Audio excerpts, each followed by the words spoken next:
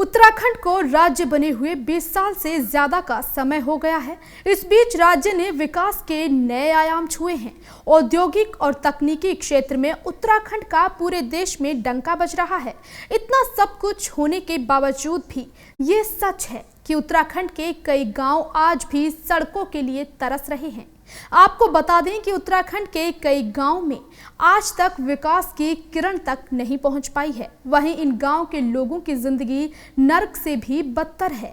देवभूमि कहे जाने वाले उत्तराखंड के इन गांव के लोग आज भी आधारभूत सेवाओं के लिए तरस रहे हैं। उत्तराखंड बनने के 20 साल बाद भी कई गांव सड़कों के लिए तरस रहे हैं। आपको बता दें कि सिल्ला दोंग में पहले भी औपचारिकताओं के नाम पर मंत्री रहे प्रीतम सिंह पंवार ने साल 2011 में सड़क मार्ग का शिलान्यास तो कर दिया था, लेकिन गांव तक सड़क नहीं दे पाए थे। ऐसे में जब भी गांव में कोई बीमार होता है तो उसे कुर्सियों में बांधकर अस्पताल तक लेके जाना पड़ता है। अब आप खुद ही सोचिए कि आज के इस दौर में कैसे बिना सड़क के जीवन यापन कर रहे होंगे इन गांव के लोग। नमस्कार, न्यूज़ 48 उत्तराखंड की जो टीम है आज पहुंची है धनोल्टी विधानसभा के सिल्ला दोंग गांव में। जो ये एक ऐसा गांव है जो उत्तराखंड बनने के बाद से सड़क की व्यवस्था के लिए तरस रहा है। सड़क व्यवस्था पे एकदम चरमराई हुई सड़क यहाँ पर लोगों को नहीं मिल पाई है।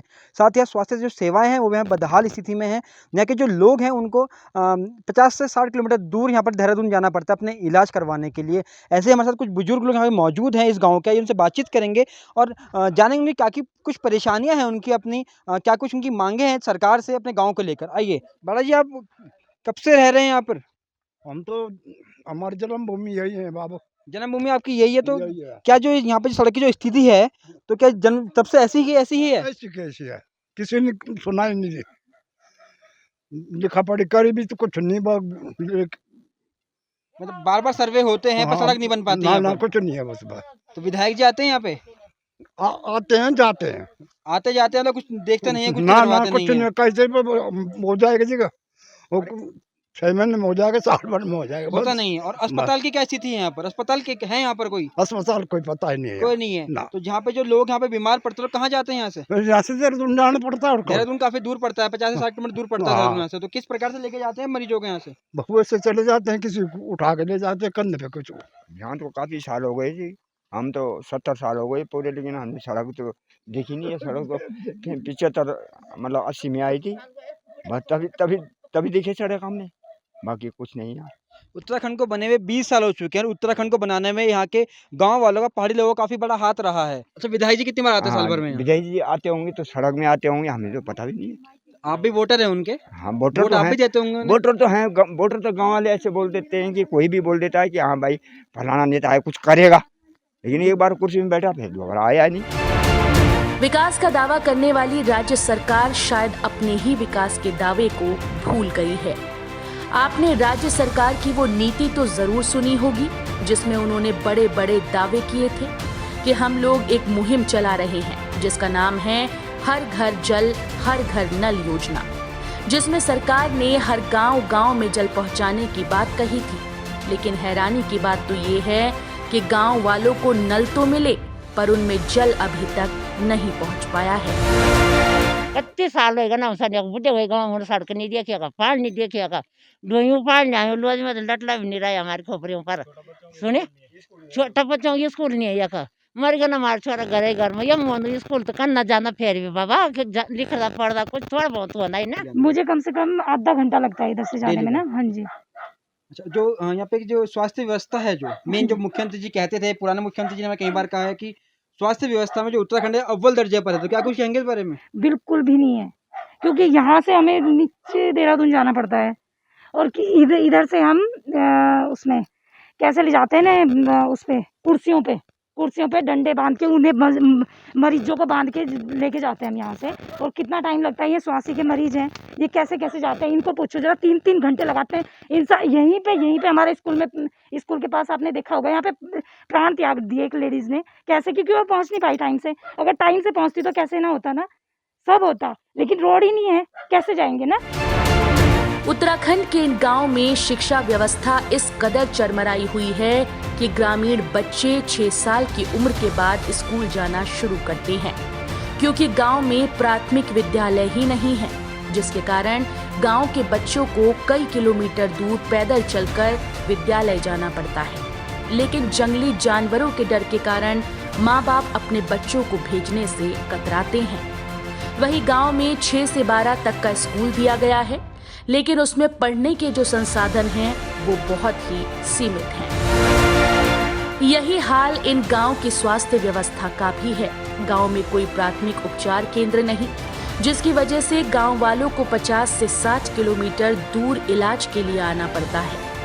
सड़क नहीं होने के कारण गंभीर रोगों से पीड़ित लोगों को गांव वालों की मदद से कुर्सी में बांध कर लाया जाता है, जिसकी वजह से कई लोग रास्ते में ही दम तोड़ देते हैं।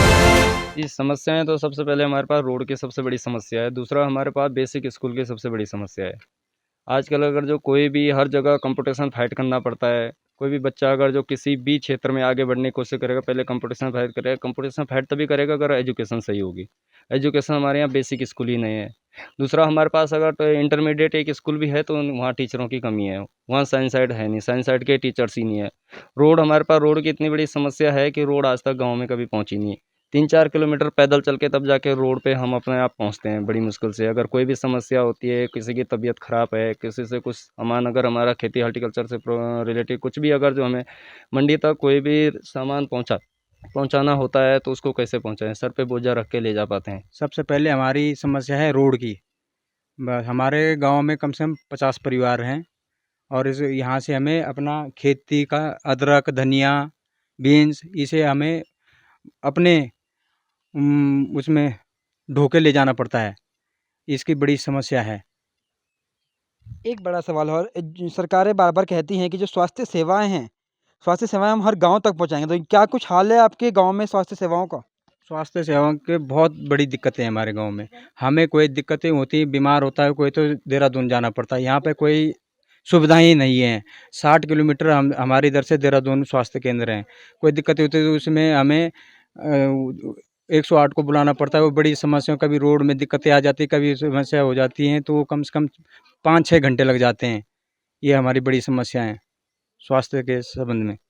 देख सकते हैं क्या कुछ पीड़ा है गांव वालों की इस समय पर। ना तो उनके गांव में सड़क है, ना उनके गांव में स्वास्थ्य सेवाएं हैं, सब कुछ बदहाल स्थिति में है। वहीं जब गांव के पूर्व प्रधान से बात की गई तो वो विधायक जी के कार्यों का गुणगान करने लगे कि विधायक जी ने सड़क के लिए स्वीकृति दे दी है। बहरहाल इतने समय बाद भी गांव तक सड़क न पहुंच पाना सरकार की नाकामी कहें या फिर गांव की तरफ सरकार की अनरुचि।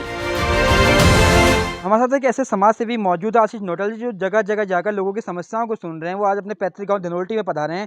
आइए उनसे बातचीत करें, क्या कुछ प्रतिक्रिया है उनकी इस गांव को लेकर, क्या कुछ दुख उन्हें हो रहा है। आशीष जी, बहुत बहुत स्वागत है पहले आपका हमारे। तो आशीष जी, क्या कुछ देखा आपने? आज आप हमारे साथ लगातार गाँव में आ रहे हैं, तो क्या कुछ देखा आपने? क्या कुछ प्रतिक्रिया देंगे इस पर आप अपनी? देखिए, मैं जो आज देख रहा हूँ यहाँ, इतना मुझे उम्मीद नहीं थी कि प्रीतम पंवार जी के क्षेत्र में, जिनका नाम ही ऐसा आता है कि बहुत बढ़िया विकास कर दिया, इस प्रकार की स्थिति होगी। गांव वाले आज भी त्रस्त हैं सड़क, बिजली, पानी, एक बेसिक रिक्वायरमेंट के लिए। 4-4 दिन तक यहाँ लाइटें नहीं आती हैं, 4-4 दिन तक लाइटें चली जाती हैं, लाइट कोई पूछने वाला नहीं है। आप सड़कों की हालत देख लें, इतनी बुरी हाल है कि गांव वालों को अपने आप सड़कें बनानी पड़ रही है, खुद सड़कें बना रहे हैं। और किस प्रकार से हम अभी देखा हमने कि उन्होंने खुद सड़क का निर्माण किया है, जिस प्रकार से भी कर पाए वो लोग।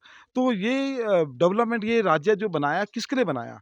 अगर आज हमारे जो पहाड़ी राज्य है, अगर पहाड़ का ही विकास नहीं होगा तो ये राज्य बनाने का कोई मकसद नहीं रहा। इससे बढ़िया तो यूपी में ही हम लोग सही थे। अगर यही अनदेखी करनी थी हमारे पहाड़ों की, तो यूपी में क्या बुरे थे? वहाँ भी ऐसे ही हो रहा था, यहाँ भी ऐसे ही हो रहा है। तो ये थी कहानी हरियाली में बसे गांव सिल्ला दौंक की, जो खुद ही अपनी पीड़ा की व्यथा को सुना रहा था। हमारी सरकार से यही गुजारिश है कि शहरों को स्मार्ट सिटी से गांव में ग्रीन सिटी बनाएं, जिसके लिए उत्तराखंड बनाया गया था। उत्तराखंड से जुड़ी तमाम खबरों को देखने के लिए हमारे चैनल को सब्सक्राइब करें और बेल आइकन दबाना ना भूलें।